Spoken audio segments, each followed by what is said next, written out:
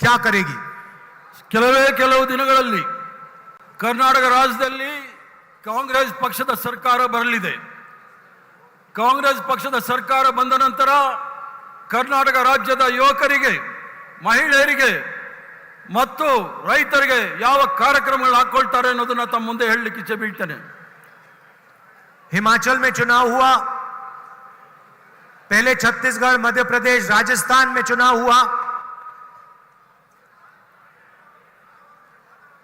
और मुझसे जो हिमाचल प्रदेश के नेता, छत्तीसगढ़ के नेता, इन्होंने मुझसे पूछा कि हमें क्या करना चाहिए. ಹಿಮಾಚಲ ಪ್ರದೇಶದಲ್ಲಿ, ರಾಜಸ್ಥಾನದಲ್ಲಿ, ಮಧ್ಯಪ್ರದೇಶದಲ್ಲಿ, ಛತ್ತೀಸ್ಗಢಲ್ಲಿ, ಹಿಮಾಚಲ ಪ್ರದೇಶದಲ್ಲಿ ಬಂದ ಚುನಾವಣೆ ನಂತರ ಎಲ್ಲ ಮುಖ್ಯಮಂತ್ರಿಗಳು ಸಹ ನಾವು ಕಾಂಗ್ರೆಸ್ ಪಕ್ಷದ ವತಿಯಿಂದ ಜನಸಾಮಾನ್ಯರಿಗೆ ಏನು ಮಾಡಬಹುದು ಅನ್ನೋದನ್ನ ನನ್ನಲ್ಲಿ ಪ್ರಶ್ನೆ ಕೇಳಿದ್ರು. और मैंने उनसे कहा कि देखिए, आप 2-3 वायदे जनता से कीजिए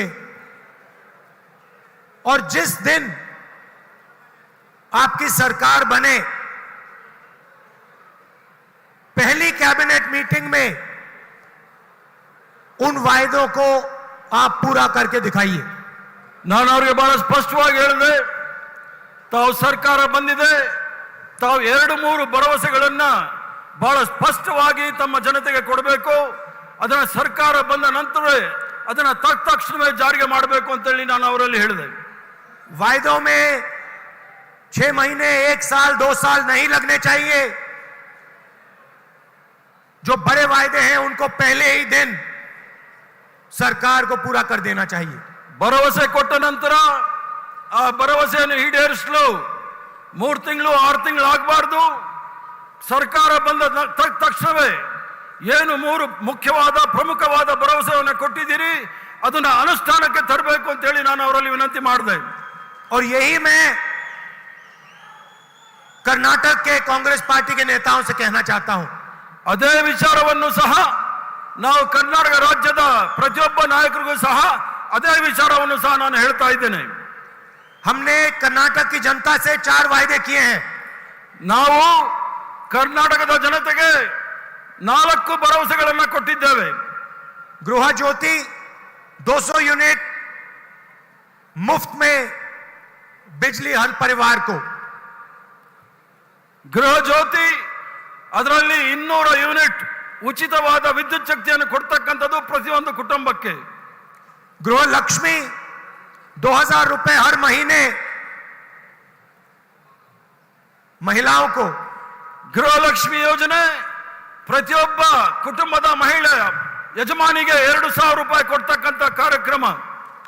अन्नभाग्य 10 केजी चावल हर परिवार के मेंबर को. ಅನ್ನಭಾಗ್ಯ ಕಾರ್ಯಕ್ರಮ ಪ್ರತಿ ಕುಟುಂಬದ ಪ್ರತಿ ಸದಸ್ಯರಿಗೂ ಸಹ ಹರ್ ಮಹಿನೆ ಕೊಡ್ತಕ್ಕಂಥದ್ದು. हर महीने ಪ್ರತಿ ತಿಂಗಳು 10 ಕೆಜಿ ಪ್ರತಿ ಕುಟುಂಬದ ಸದಸ್ಯರಿಗೆ ಕೊಡ್ತಕ್ಕಂಥದ್ದು. और सबसे जरूरी युवा निधि 3000 रुपए हर महीने कर्नाटक के हर ग्रेजुएट को 2 साल के लिए. ಮತ್ತು ಯುವಕರಿಗೆ ಪ್ರತಿ ತಿಂಗಳು ಯಾರು ಪದವೀಧರರಿದ್ದಾರೆ ಅವರಿಗೆ 3000 ರೂಪಾಯಿ ಎನ್ನ ಭತ್ಯವನ್ನು ನಾವು ಕೊಡ್ತಕ್ಕಂಥ ಕಾರ್ಯಕ್ರಮ. और 1500 रुपए हर महीने डिप्लोमा होल्डर्स को.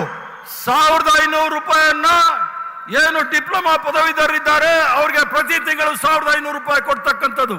और इन वायदों को पूरा करने में 6 महीने, 1 साल, 2 साल नहीं लगने चाहिए. ये वायदा पहले दिन पहली कैबिनेट मीटिंग में पूरे हो जाने चाहिए. ಏನು ಈ ಒಂದು ಭರವಸೆಯನ್ನು ನಾವು ಕೊಟ್ಟಿದ್ದೀವಿ, ಭರವಸೆಯನ್ನು ಕೊಡ್ತಾ ಇದ್ದೀವಿ, ಅದು 6 ತಿಂಗಳು 1 ವರ್ಷ ಆಗಬಾರ್ದು. ಸರ್ಕಾರ ಬಂದ ತಕ್ಷಣವೇ ಈ 4 ಕಾರ್ಯಕ್ರಮಗಳ ಅನುಷ್ಠಾನಕ್ಕೆ ಬರಬೇಕು ಅಂತ ಹೇಳಿ ನಾನು ಹೇಳ್ತಾ ಇದ್ದೇನೆ. और कांग्रेस पार्टी को कर्नाटका की जनता का और देश की जनता को सीधा मैसेज देना चाहिए. ಕಾಂಗ್ರೆಸ್ ಪಕ್ಷದವರು ಕರ್ನಾಟಕದ ಜನತೆ ಈ ದೇಶಕ್ಕೆ ಒಳ್ಳೆ ಸಂದೇಶವನ್ನ ಕೊಡಬೇಕಾಗಿರ್ತಕ್ಕಂಥದ್ದು ಬಂದಿದೆ. ಈಗ प्रधानमंत्री को मैसेज देना चाहिए ಪ್ರಧಾನಮಂತ್ರಿ ಅವರ ಹಣ ಜನಸಾಮಾನ್ಯರಿಗೆ ಸಲ್ಲಬೇಕು कि अगर आप हजारों करोड़ रुपए अदानी जी जैसी कंपनियों को दे सकते हो तो हम गरीबों को, महिलाओं को, युवाओं को पैसा दे सकते हैं. ತಾವು ಅದಾನಿ ಅವರಿಗೆ ಸಾವಿರಾರು ಕೋಟಿ ರೂಪಾಯಿಗಳನ್ನ ಉಚಿತವಾಗಿ ಕೊಡುವಾಗ ನಾವು ರಾಷ್ಟ್ರದ ಜನತೆಗೆ ಉಚಿತವಾಗಿ ಬಡವರಿಗೆ, ಯುವಕರಿಗೆ, ಮಹಿಳೆಯರಿಗೆ ಈ ಕಾರ್ಯಕ್ರಮವನ್ನು ಕೊಡ್ತಕ್ಕಂಥದ್ದು. आपने दिल भर के अदानी जी जैसे लोगों की मदद की, हम दिल भर के कर्नाटक के गरीबों की मदद करेंगे, मजदूरों की मदद करेंगे, महिलाओं की, युवाओं की मदद करेंगे. ಯಾವ ರೀತಿ ಮನಪೂರ್ವಕವಾಗಿ ತಾವು ಅದಾನಿ ಅವರಿಗೆ ಸಹಾಯ ಮಾಡಿದ್ರಿ, ನಾವು ಕಾಂಗ್ರೆಸ್ ಪಕ್ಷದವರು ಮನಪೂರ್ವಕವಾಗಿ ಬಡವರಿಗೆ, ಮಹಿಳೆಯರಿಗೆ, ಯುವಕರಿಗೆ ಸಹಾಯ ಮಾಡ್ತಕ್ಕಂಥ ಕೆಲಸವನ್ನ ಮಾಡ್ತೀವಿ ಅಂತ ಹೇಳ್ತಾ ಇದ್ದೀನಿ. आप अपना काम करो, हम अपना काम करेंगे. ಪ್ರಧಾನಮಂತ್ರಿ ಅವರೇ, ತಾವು ತಮ್ಮ ಕೆಲಸ ಮಾಡಿ, ನಾವು ನಮ್ಮ ಕೆಲಸವನ್ನು ಮಾಡ್ತೇವೆ. कर्नाटक में बीजेपी ने क्या काम किया? ಕರ್ನಾಟಕದಲ್ಲಿ ಭಾರತೀಯ ಜನತಾ ಪಾರ್ಟಿ ಏನ್ ಕೆಲಸ ಮಾಡಿದೆ ಅನ್ನೋದು ಯೋಚನೆ ಮಾಡಿ. क्या काम किया? मैं आपसे पूछ रहा हूं. ತಮ್ಮನ್ ಕೇಳ್ತಾ ಇದೀವಿ, ಬಿಜೆಪಿ ಏನ್ ಕೆಲಸ ಮಾಡಿದೆ? ಜೋರಾಗಿ ಹೇಳ್ಬೇಕು. 40% कमीशन खाया.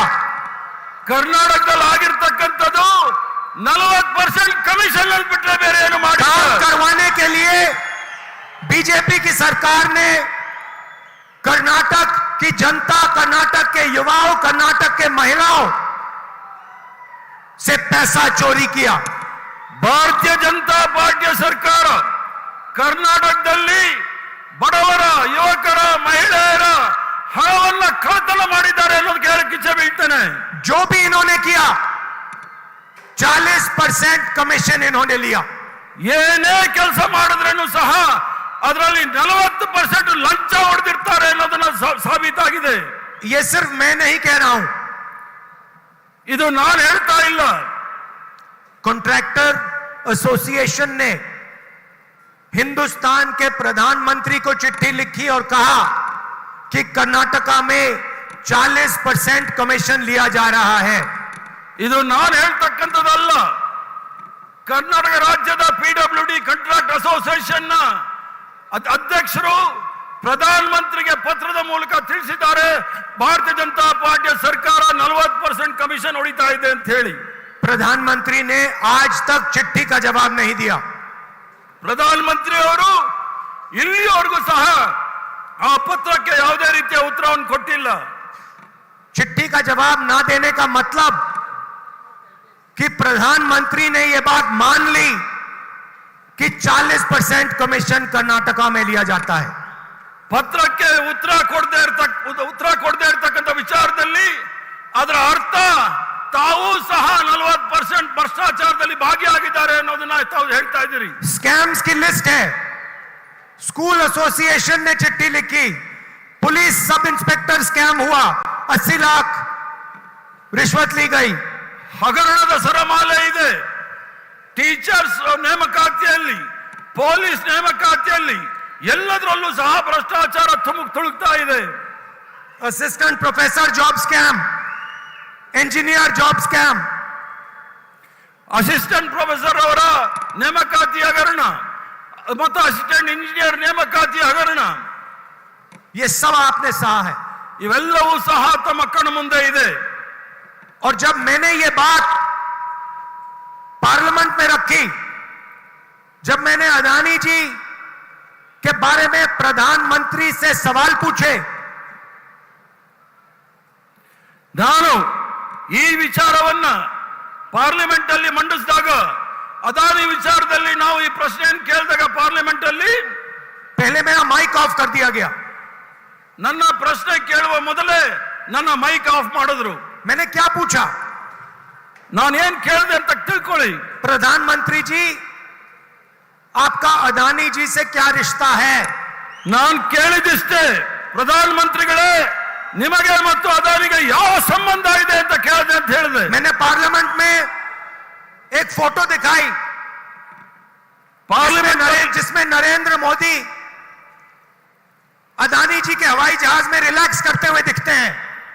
ನಾನು ಪಾರ್ಲಿಮೆಂಟ್ ಅಲ್ಲಿ ಒಂದು ಚಿತ್ರವನ್ನು ತೋರಿಸಿದೆ. ऐसे बैठे हैं जैसे वो अपने घर में बैठे हैं. ಅದರಲ್ಲಿ ಅದಾನಿ ಅವರು ಮೋದಿ ಅವರು ಒಂದು ಪ್ಲೇನ್ ಅಲ್ಲಿ ಕೂತ್ಕೊಂಡಿದ್ರು. मैंने पूछा क्या रिश्ता है. ನಾನು ಏನು ಸಂಬಂಧ ಇದೆ ಅಂತ ಕೇಳಿದೆ. फिर मैंने सवाल पूछा कि हिंदुस्तान के एयरपोर्ट्स अदानी जी को दिए जा रहे हैं और एयरपोर्ट देने से पहले सरकार नियम बदलती है. नियम क्यों बदला, किसने बदला. ದೇಶದ ವಿಮಾನ ನಿಲ್ದಾಣಗಳನ್ನ ಅದಾನಿ ಅವರಿಗೆ ಎಲ್ಲ ಕಾನೂನನ್ನ ಬದಲಾವಣೆ ಮಾಡಿ ಅದಾನಿ ಅವರಿಗೆ ಕೊಡ್ತಾ ಇದ್ದಾರೆ. ಯಾಕೆ ಕೊಡ್ತಾ ಇದ್ದಾರೆ ಅಂತ ಹೇಳಿ ನನ್ನ ಪ್ರಶ್ನೆ ಕೇಳಿದೆ. नियम था कि एयरपोर्ट चलाने के लिए एक्सपीरियंस होना चाहिए. अदानी जी का कोई एक्सपीरियंस नहीं है एयरपोर्ट चलाने में. ಏನು ನಿಯಮದಲ್ಲಿ ಅನುಭವ ಇರ್ತಕ್ಕಂಥವ್ರಿಗೆ ಏರ್ಪೋರ್ಟ್ ಕೊಡ್ತಕ್ಕಂಥ ನಿಯಮ ಇದೆ. ಆದ್ರೆ ಅದಾನಿ ಅವ್ರಿಗೆ ಯಾವುದೇ ರೀತಿಯ ಅನುಭವ ಇಲ್ಲ. ಅವ್ರಿಗೆ ಯಾಕೆ ಅದನ್ನ ವಿಮಾನ ನಿಲ್ದಾಣವನ್ನ ಕೊಡ್ತಾ ಇದ್ದೀರಿ ಅಂತ ನನ್ನ ಪ್ರಶ್ನೆ. मुंबई एयरपोर्ट उनके हवाले कर दिया गया. ಮುಂಬೈನ ದೊಡ್ಡ ವಿಮಾನ ನಿಲ್ದಾಣ ಅವ್ರ ಕೈ ಕೊಟ್ಟಾಯ್ತು. जिसका एयरपोर्ट था उस पे सीबीआई ईडी के केसेस लगा दिए. ಯಾರು ಆ ಏರ್ಪೋರ್ಟ್ ಅನ್ನ ನಿರ್ಮಿಸಿದ್ರು ಅವರ ವಿರುದ್ಧ ಇಡಿ ಸಿಬಿಐ ದಾಳಿ ನಡೆಸಿ ಅವರಿಂದ ಬಾಬೀಳಿಸಿ ಅದನ್ನ ತೆಗೆದುಕೊಂಡಿದ್ದಾರೆ. और उससे एयरपोर्ट छिनवा दिया और अदानी जी के हवाले कर दिया. ಆ ಏರ್ಪೋರ್ಟ್ ಅನ್ನ ಆ ನಿರ್ಮಾಣ ಮಾಡಿದವರಿಂದ ಕಿತ್ಕೊಂಡು ಅದಾನಿ ಅವ್ರ ಕೈ ಕೊಟ್ಟಿರ್ತಕ್ಕಂಥದ್ದು. ऑस्ट्रेलिया में हिंदुस्तान के प्रधानमंत्री ऑस्ट्रेलिया के नेता के साथ बैठे हैं. उसी मेज पे अदानी जी बैठे हैं. उसी मेज पे स्टेट बैंक ऑफ इंडिया के चेयरमैन के सीनियर मेंबर बैठे हैं. ಆಸ್ಟ್ರೇಲಿಯಾಗೆ ಪ್ರಧಾನ ಮಂತ್ರಿ ಅವರು ಅಧಿಕೃತವಾಗಿ ಭೇಟಿ ಕೊಟ್ಟಾಗ ಪ್ರಧಾನ ಮಂತ್ರಿ ಅವರ ಜೊತೆ ಅದಾನಿ ಅವರು ಮತ್ತು ಮೈಸೂರು ಸ್ಟೇಟ್ ಬ್ಯಾಂಕ್ ಆಫ್ ಇಂಡಿಯಾದ ಅಧಿಕಾರಿಗಳು ಸಹ ಅವ್ರ ಜೊತೆ ಕುಳಿತಿರ್ತಕ್ಕಂಥದ್ದು ನಾವೆಲ್ಲರೂ ಸಹ और ನೋಡಿದ್ದೇವೆ. उसी के एकदम बाद स्टेट बैंक अदानी जी को हजारों करोड़ रुपए का बैंक लोन दे देता है. मैंने पूछा किसने करवाया. ಆ ಒಂದು ಸಭೆ ನಡೆದ ನಂತರ ತತ್ಕ್ಷಣವೇ ಸ್ಟೇಟ್ ಬ್ಯಾಂಕ್ ಆಫ್ ಇಂಡಿಯಾದವರು ಸಾವಿರಾರು ಕೋಟಿ ರೂಪಾಯಿಗಳ ಸಾಲವನ್ನು ಅದಾನಿ ಅವರು ಕೊಡ್ತಾರೆ. ಯಾವ ಕಾನೂನು ಅವ್ರಿಗೆ ಕೊಟ್ರಿ ಅಂತ ನನ್ನ ಪ್ರಶ್ನೆ. श्रीलंका में पोर्ट अथॉरिटी का एक चेयरमैन कहता है कि श्रीलंका के राष्ट्रपति ने उसे बताया कि नरेंद्र मोदी ने कहा है कि अदानी जी की मदद करनी है. ಶ್ರೀಲಂಕಾದ ಬಂದರಿನ ಒಬ್ಬ ಚೇರ್ಮನ್ ಹೇಳ್ತಾರೆ ಪ್ರಧಾನಮಂತ್ರಿ ಅವರು ಈ ಒಂದು ಬಂದರನ್ನ ನಾವು ಅದಾನಿ ಅವ್ರಿಗೆ ಕೊಡಬೇಕು ಅಂತ ಹೇಳಿ ನಮ್ಮ ಮೇಲೆ ಒತ್ತಡ ಹಾಕಿದ್ದಾರೆ ಅಂತ ಹೇಳಿ. प्रधानमंत्री बांग्लादेश जाते हैं उसके एकदम बाद अदानी जी को कॉन्ट्रैक्ट मिल जाता है. ಪ್ರಧಾನಮಂತ್ರಿ ಅವರು ಬಾಂಗ್ಲಾದೇಶ್ಗೆ ಹೋಗ್ತಾರೆ. ಬಾಂಗ್ಲಾದೇಶ್ಗೆ ಹೋದ ತಕ್ಷಣವೇ ಅದಾನಿ ಅವ್ರಿಗೆ ಅಲ್ಲಿರ್ತಕ್ಕಂಥ ಕಾಂಟ್ರಾಕ್ಟ್ಗಳು ಸಿಗುತ್ತೆ. प्रधानमंत्री इजराइल जाते हैं अदानी जी को डिफेंस कॉन्ट्रैक्ट मिल जाते हैं, पोर्ट मिल जाता है. ಪ್ರಧಾನಮಂತ್ರಿ ಅವರು ಇಸ್ರೇಲ್ ರಾಷ್ಟ್ರಕ್ಕೆ ಹೋಗ್ತಾರೆ. ಅಲ್ಲೂ ಸಹ ಬಂದರು ಮತ್ತು ಡಿಫೆನ್ಸ್ ಅಂದ್ರೆ ರಕ್ಷಣಾ ಇಲಾಖೆಯ ಕಾಂಟ್ರಾಕ್ಟ್ ಗಳನ್ನು ಅವರು ಕೊಡಿಸ್ತಾರೆ. ये सवाल मैंने पूछे. ಈ ಪ್ರಶ್ನೆಯನ್ನ ನಾನು ಪಾರ್ಲಿಮೆಂಟ್ ಅಲ್ಲಿ ಕೇಳಿರ್ತಕ್ಕಂಥದ್ದು. मैंने पार्लियामेंट में पूछा अदानी जी की शेल कंपनी है. ಪಾರ್ಲಿಮೆಂಟ್ ಅಲ್ಲಿ ನಾನು ಕೇಳಿದೆ ಅದಾನಿ ಅವರ ನಕಲಿ ಕಂಪನಿಗಳು ಇದೆ, ಬೇನಾಮಿ ಹೆಸರಿನಲ್ಲಿ ಇರ್ತಕ್ಕಂಥದ್ದು. ये किसकी है, इसमें 20,000 करोड़ रुपए किसका है, ये सवाल मैंने पूछा. ಈ ಬೇನಾಮಿ ಕಂಪನಿ ನಕಲಿ ಕಂಪನಿನಲ್ಲಿ ಇರ್ತಕ್ಕಂಥ 20,000 ಕೋಟಿ ರೂಪಾಯಿ ಯಾರ್ದು ಅಂತ ನಾನು ಪ್ರಶ್ನೆ ಮಾಡಿದ್ದೇನೆ. उसके बाद पहली बार इतिहास में सरकार ने पार्लियामेंट को नहीं चलने दिया. ಅದ ನಂತರ ಇಡೀ ಇತಿಹಾಸದಲ್ಲಿ ಮೊದಲನೇ ಬಾರಿಗೆ ಸರ್ಕಾರ ಪಾರ್ಲಿಮೆಂಟ್ ನ ನಡೆಸಲಿಕ್ಕೆ ಬಿಡಲಿಲ್ಲ. आमतौर से ऑपोजिशन पार्लियामेंट को रोकती है. पहली बार इतिहास में बीजेपी की सरकार ने, उनके मंत्रियों ने पार्लियामेंट को रोका. ಇತಿಹಾಸವನ್ನು ತಾವು ನೋಡಿದಾಗ ಯಾವತ್ತೂ ಸಹ ಸರ್ಕಾರದ ವಿರುದ್ಧ ವಿರೋಧ ಪಕ್ಷದವರು ನಾವು ಸದನವನ್ನು ನಡೆಸಲಿಕ್ಕೆ ಬಿಡ್ತಾ ಇರಲಿಲ್ಲ. ಅದರ ಇತಿಹಾಸದ ಮೊಟ್ಟ ಮೊದಲನೇ ಬಾರಿಗೆ ಬಿಜೆಪಿ ಸರ್ಕಾರ ಈ ಒಂದು ಪಾರ್ಲಿಮೆಂಟ್ ನಡೆಸಲಿಕ್ಕೆ ಬಿಡಲಿಲ್ಲ. उसके बाद बीजेपी के मंत्रियों ने पार्लियामेंट में मेरे बारे में झूठ बोला. ಅದರ ನಂತರ ಭಾರತೀಯ ಜನತಾ ಪಾರ್ಟಿಯ ಕೇಂದ್ರ ಮಂತ್ರಿಗಳು ನನ್ನ ರಾಹುಲ್ ಗಾಂಧಿ ಅವರ ಮೇಲೆ ಸುಳ್ಳು ಅಪಪ್ರಚಾರಗಳನ್ನು ಮಾಡಲಿಕ್ಕೆ ಪ್ರಯತ್ನ ಮಾಡಿದ್ರು. कानून में नियम है, सॉरी पार्लियामेंट में नियम है, अगर कोई भी मेंबर दूसरे मेंबर के बारे में बोलता है तो उस मेंबर को पार्लियामेंट पे बोलने का मौका दिया जाना चाहिए. ये कानून है पार्लियामेंट का. ಪಾರ್ಲಿಮೆಂಟ್ ಅಲ್ಲಿ ಆ ಪಾರ್ಲಿಮೆಂಟ್ ನಡೆಸತಕ್ಕಂತ ನಿಯಮದ ಅನುಸಾರ ಯಾರಾದರೂ ಒಬ್ಬ ಸದಸ್ಯನ ಹೆಸರು ತೆಗೆದ್ರೆ ಆ ಸದಸ್ಯನಿಗೆ ಅವಕಾಶ ಮಾಡಿಕೊಡ್ಬೇಕಾಗಿರ್ತಕ್ಕಂಥದ್ದು ಮಾತಾಡಲಿಕ್ಕೆ. मैंने स्पीकर को 2 चिट्ठियां लिखी, कहा कि देखिए ये मेरा हक है, मेरे ऊपर आरोप रखा गया है, मुझे कहना है, मुझे जवाब देना है. ನಾನು ಲೋಕಸಭಾ ಸ್ಪೀಕರ್ಗೆ 2 ಪತ್ರವನ್ನು ಬರೆದೆ. ನನಗೆ ನನ್ನ ಹಕ್ಕಿದೆ, ನಾನು ಉತ್ತರ ಕೊಡ್ಲಿಕ್ಕೆ ಅವಕಾಶ ಕೊಡಿ ಅಂತ ಹೇಳಿ. बोलने का मौका नहीं दिया गया, ನನಗೆ ಮಾತಾಡ್ಲಿಕ್ಕೆ ಅವಕಾಶ ಕೊಡ್ಲಿಲ್ಲ. उसके बाद में स्पीकर के ऑफिस में गया, मैंने कहा स्पीकर सर मुझे मौका तो दीजिए, जवाब देने का मौका तो दीजिए. ಅದರ ನಂತರ ನಾನು ಸ್ಪೀಕರ್ ಅವರ ಕಚೇರಿಗೆ ಹೋಗಿ ನಾನು ಅವರಲ್ಲಿ ವಿನಂತಿ ಮಾಡಿದೆ, ನನಗೆ ಮಾತಾಡಲು ಅವಕಾಶ ಮಾಡಿಕೊಡಿ, ಅದಕ್ಕೆ ಜವಾಬ್ ಕೊಡಿ ಅಂತ ಹೇಳಿ. मुस्कुरा के कहते हैं मैं कुछ नहीं कर सकता.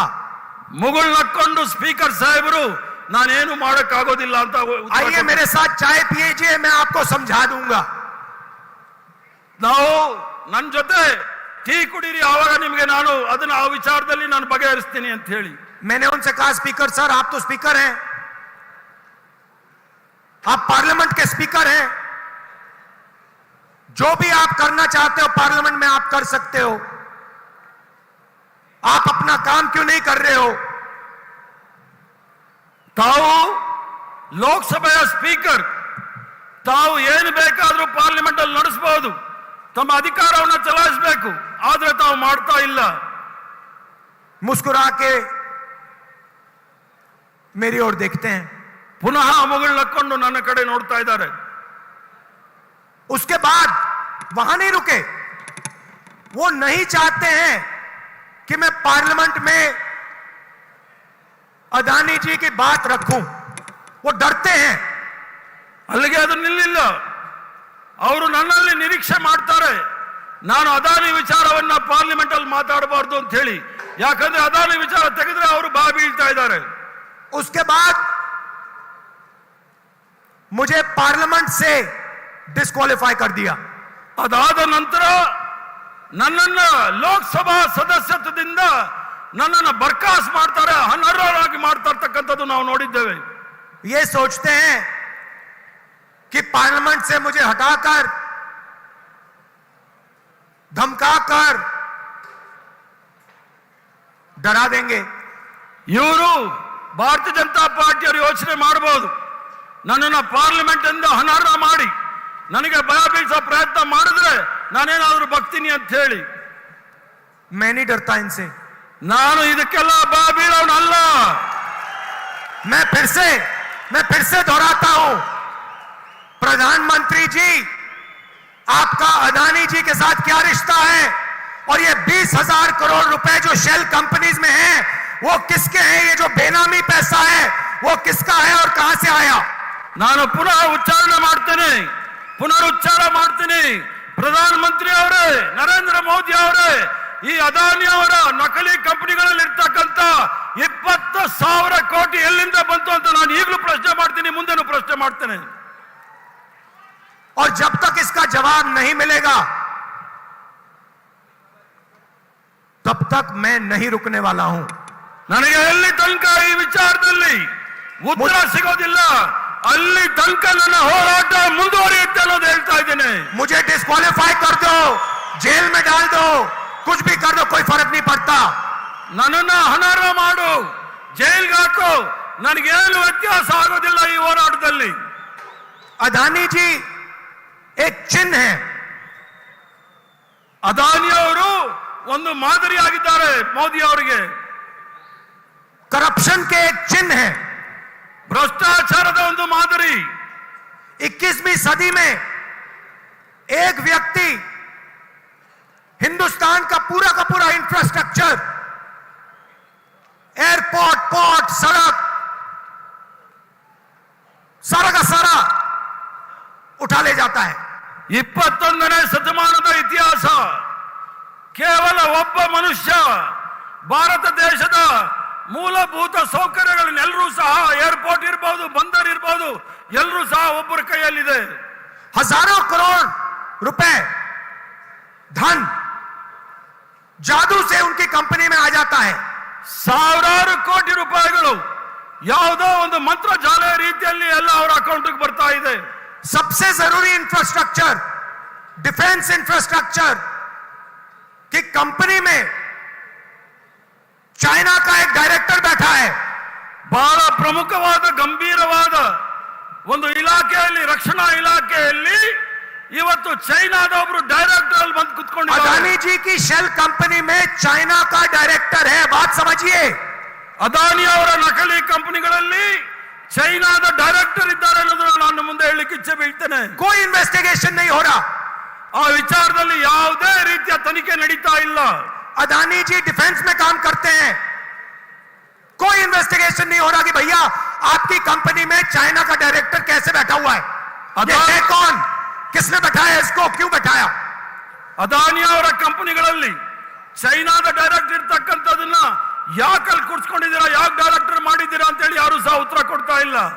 और फिर ध्यान भटकाने की कोशिश करते हैं। ಮತ್ತೆ ನಿಮ್ಮ ಮನಸ್ಸನ್ನ, ದೃಷ್ಟಿಯನ್ನ ಬೇರೆ ಕಡೆ ತೆಗೆದುಕೊಂಡು ಹೋಗ್ಲಿಕ್ಕೆ ಪ್ರಯತ್ನ ಮಾಡಿಸ್ತಾ ಇದ್ದಾರೆ। ओबीसी की बात करते हैं, ओबीसी की बात करते हैं, ಆ ವಿಚಾರ ಬಂದಾಗ ಹಿಂದುಳಿದ ವರ್ಗದವರ ವಿಚಾರದಲ್ಲಿ ಮಾತಾಡ್ತಾರೆ। कहते हैं कि मैंने ओबीसी का अपमान किया, ಹೇಳ್ತಾರೆ ನಾನು ಹಿಂದುಳಿದ ವರ್ಗದವರ ಅಪಮಾನ ಮಾಡಿದೆ ಅಂತ ಹೇಳಿ। चलिए आज ओबीसी की बात करते हैं, पूरी करते हैं। ಆಯ್ತು, ಇವತ್ತು ಹಿಂದುಳಿದ ವರ್ಗದವರ ಬಗ್ಗೆ ವಿಚಾರವನ್ನ ಮಾತಾಡ್ತೇನೆ। सबसे बड़ा सवाल क्या है, ದೊಡ್ಡ ಸವಾಲು ಯಾವುದಿದೆ ನಮ್ಮ ಮುಂದೆ? अगर हम ओबीसी की बात करते हैं, दलितों की बात करते हैं, हिंदुस्तान के लोगों की बात करते हैं, तो सबसे बड़ा सवाल क्या है? ನಾವು ಹಿಂದುಳಿದ ವರ್ಗದವರಾಗ್ಲಿ, ದಲಿತರ ವಿಚಾರದಲ್ಲಿ ಆಗ್ಲಿ, ಭಾರತ ದೇಶದ ಪ್ರಜೆಗಳಿಗೆ ವಿಚಾರದಲ್ಲಿ ಮಾತಾಡುವಾಗ ಅದರಲ್ಲಿ ಏನು ತಪ್ಪಿದೆ? सबसे बड़ा सवाल यह है कि किसकी कितनी आबादी है। ದೊಡ್ಡ ಪ್ರಶ್ನೆ ಎಲ್ಲರ ಜನಸಂಖ್ಯೆ, ಯಾರ ಜನಸಂಖ್ಯೆ ಅತಿ ಹೆಚ್ಚಿನದಾಗಿದೆ ಅನ್ನೋದನ್ನ ತಿಳ್ಕೊಳ್ಬೇಕಾಗಿದೆ। हम जानते हैं कि हिंदुस्तान की सरकार में सेक्रेटरीज अगर आप देखें तो दलित, आदिवासी और ओबीसी वर्ग से सिर्फ 7% आते हैं। ತಾವೇನಾದರೂ ಕೇಂದ್ರ ಸರ್ಕಾರದಲ್ಲಿ ಇರ್ತಕ್ಕಂಥ ಹಲವಾರು ವಿಭಾಗಗಳಲ್ಲಿ ನೋಡಿದಾಗ ದಲಿತರು ಮತ್ತು ಹಿಂದುಳಿದ ವರ್ಗದವರ ಸಂಖ್ಯೆ 7% ಮಾತ್ರ ಇರ್ತಕ್ಕಂಥದ್ದು ನಾವು ನೋಡಬಹುದು। मतलब हिंदुस्तान की सरकार को, हिंदुस्तान की सरकार की रीढ़ की हड्डी जो है secretaries of government of India, उसमें से सिर्फ 7% दलित, आदिवासी और ओबीसी वर्ग से आते हैं। ಏನು ಕೇಂದ್ರ ಸರ್ಕಾರದ ವಿವಿಧ ವಿಭಾಗಗಳ ಬೆನ್ನುಮೂಳೆ ಅಂತ ಹೇಳಿಸ್ಕೊಳ್ತಕ್ಕಂಥ ಸೆಕ್ರೆಟರಿಗಳು ಅದರಲ್ಲಿ ನೋಡಿದಾಗ ಕೇವಲ 7% ಮಾತ್ರ ದಲಿತರು ಮತ್ತು ಹಿಂದುಳಿದ ವರ್ಗದವರು तो ಇರ್ತಕ್ಕಂಥ। सबसे बड़ा सवाल है हिंदुस्तान में ओबीसी कितने हैं, आदिवासी कितने हैं, दलित कितने हैं। तो अगर हम धन बांटने की बात करें, अगर हम सत्ता बांटने की बात करें, तो पहला कदम ये होना चाहिए कि भैया किसकी कितनी आबादी है। ತಾವು ಹಿಂದೂಸ್ತಾನದ ವಿಚಾರವನ್ನು ನೋಡಿದಾಗ ಅತಿ ಹೆಚ್ಚಿನ ಜನಸಂಖ್ಯೆ ಯಾರ್ದಿದೆ, ದಲಿತರು, ಹಿಂದುಳಿದ ವರ್ಗದವರು ಮತ್ತು ಅನ್ಯ ಭಾಗದವರು ಸಹ ಅವರ ಜನಸಂಖ್ಯೆ ಅನುಗುಣವಾಗಿ ಏನು ತಾವು ಅವಕಾಶಗಳನ್ನು ಕೊಟ್ಟಿದ್ದಾರೆ ಅನ್ನೋದು ನೋಡಬೇಕಾಗಿದೆ। यूपीए ने, कांग्रेस पार्टी ने 2011 में कास्ट बेस्ड सेंसस किया। 2011ನೇ ಇಸ್ವಿಯಲ್ಲಿ ಯುಪಿಎ ಸರ್ಕಾರ ಜಾತಿವಾರು ಗಣನೆ ಆಗಬೇಕು, ಜನಸಂಖ್ಯೆ ಗಣನೆ ಆಗಬೇಕು ಅಂತ ಹೇಳಿ ನಾವು ಮಾಡಿದ್ವಿ। पूरे देश की जातियों का डेटा उस सेंसस में है। ಇಡೀ ಭಾರತ ದೇಶದ ಪ್ರತಿಯೊಂದು ಅಂಕಿ ಅಂಶಗಳು ಇದರಲ್ಲಿದೆ. मोदी जी, आप ओबीसी की बात करते हैं, उस डेटा को आप पब्लिक कर दीजिए. ನರೇಂದ್ರ ಮೋದಿ ಅವರೇ, ತಾವು ಓಬಿಸಿಗಳ ವಿಚಾರದಲ್ಲಿ ಮಾತಾಡ್ತಾ ಇದ್ದೀರಿ. ನಿಮ್ಗೇನಾದ್ರೂ ಧೈರ್ಯ ಇದ್ರೆ 2011ನೇ ಜನಗಣತಿಯನ್ನ ನೀವು ಬಹಿರಂಗ ಮಾಡಿ. पता लग जाए देश में कितने ओबीसी हैं, कितने दलित हैं, कितने आदिवासी हैं. ಸಾರ್ವಜನಿಕರಲ್ಲಿ ಬಹಳ ಸ್ಪಷ್ಟವಾಗಿ ಗೊತ್ತಾಗಲಿ, ಜನಸಂಖ್ಯೆ ಆಧಾರಿತದಲ್ಲಿ ಓಬಿಸಿಗಳು ಎಷ್ಟಿದ್ದಾರೆ, ಎಸ್ಸಿ ಎಸ್ಟಿಗಳು ಎಷ್ಟಿದ್ದಾರೆ ಅಂತ ಹೇಳಿ. अगर सबको भागीदार बनाना है, सबको इस देश की प्रगति में शामिल करना है, तो यह तो मालूम होना चाहिए कि कौन कितने हैं. ಆದ್ರೆ ತಮ್ಗೇನಾದ್ರೂ ಮನಸ್ಸಲ್ಲಿ ಇದ್ರೆ ಪ್ರತಿಯೊಬ್ಬರನ್ನು ಸಹ ಮುಖ್ಯ ದಾರಿಯಲ್ಲಿ ನಾವು ತೆಗೆದುಕೊಂಡು ಹೋಗ್ಬೇಕಾದ್ರೆ ನಮಗೆ ಗೊತ್ತಾಗಬೇಕು ಜನಸಂಖ್ಯೆ ಅನುಗುಣವಾಗಿ ಯಾರ್ಯಾರು ಎಷ್ಟು ಜನಸಂಖ್ಯೆ ಇದೆ ಅಂತ ಹೇಳಿ. तो मोदी जी, कास्ट सेंसस का डेटा आप रिलीज कीजिए, देश की जनता को पता लग जाए देश में ओबीसी कितने हैं, दलित कितने हैं, आदिवासी कितने हैं. ಮೋದಿಜಿ ಅವರೇ, ಏನು ನಮ್ಮ ಜಾತಿ ಜನಗಣತಿ ಇದೆ ಅದನ್ನ ಬಹಿರಂಗಗೊಳಿಸಲಿ, ಸಾರ್ವಜನಿಕರಿಗೆ ಗೊತ್ತಾಗಲಿ ಓಬಿಸಿ ಎಸ್ಸಿ ಎಸ್ಟಿ ಎಷ್ಟಿದ್ದಾರೆ ಅಂತ ಹೇಳಿ. और अगर आप ये काम नहीं करेंगे तो ये ओबीसी पर अपमान है. ತಾವೇನಾದ್ರೂ ಈ ಒಂದು ಕೆಲಸ ಮಾಡಲಿಲ್ಲ ಅಂದ್ರೆ ಅದು ಹಿಂದುಳಿದ ವರ್ಗದವರಿಗೆ ಮಾಡಿದ ದೊಡ್ಡ ಅಪಮಾನ ಅಂತ ಹೇಳಲಿಕ್ಕೆ ಇಚ್ಛೆ ಬೀಳ್ತೇನೆ. आपने ओबीसी की बात की, देश को दिखा दीजिए देश में कितने ओबीसी हैं. ತಾವು ಓಬಿಸಿ ವಿಚಾರವನ್ನ ಮಾತಾಡಿದ್ರಿ, ಹಿಂದುಳಿದ ವರ್ಗದವರ ವಿಚಾರ ಮಾತಾಡಿದ್ರಿ, ಅವ್ರಿಗೆ ತಿಳಿಸಿ ಅವ್ರ ಜನಸಂಖ್ಯೆ ಎಷ್ಟಿದೆ ಅಂತ ಹೇಳಿ. और फिर देश को समझाइए कि आपकी सरकार में सिर्फ 7% सेक्रेटरीज ओबीसी, दलित और आदिवासी में से क्यों आते हैं. ಮತ್ತೆ ದೇಶದ ಜನತೆಗೆ ತಿಳಿಸಿ, ಕೇಂದ್ರ ಸರ್ಕಾರದ ವಿಭಾಗೀಯ ಮಟ್ಟದಲ್ಲಿ ಕೇವಲ 7% ಭಾಗದಷ್ಟು ಮಾತ್ರ ಅಧಿಕಾರಿಗಳು ಯಾಕಿದ್ದಾರೆ ಅಂತ ಹೇಳಿ. दूसरी बात, जो एससी और एसटी का कोटा है उसको उनकी आबादी से प्रोपोर्शन कर दीजिए. ಮತ್ತೆ ಎಸ್ಸಿ ಎಸ್ಟಿ ಅವರ ಜನಸಂಖ್ಯೆ ಆಧಾರಿತ ಅವರ ಜನಸಂಖ್ಯೆ ಅನುಗುಣವಾಗಿ ಅವರಿಗೆ ಅವಕಾಶಗಳನ್ನು ಕೊಡಿ. और तीसरी बात, जो रिजर्वेशंस पे आपने 50% का कैप लगा रखा है उसको हटा दीजिए. ಮತ್ತೊಂದು ವಿಚಾರ, ಏನು ಮೀಸಲಾತಿ ವಿಚಾರದಲ್ಲಿ 50% ತಾವು ಅದನ್ನ ಇಟ್ಟಿದ್ದೀರಿ, ಅದನ್ನ ತೆಗೆದುಹಾಕಿ. फिर बात करते हैं ओबीसी का अपमान कौन करता है. ಆ ನಂತರ ನಾವು ಮಾತಾಡಬಹುದು ಓಬಿಸಿ ವಿಚಾರದಲ್ಲಿ ಯಾರು ಅಪಮಾನ ಮಾಡ್ತಾ ಇದ್ದಾರೆ ಅಂತ ಹೇಳಿ. भाइयों और बहनों, कर्नाटक में कांग्रेस पार्टी की सरकार आने वाली है.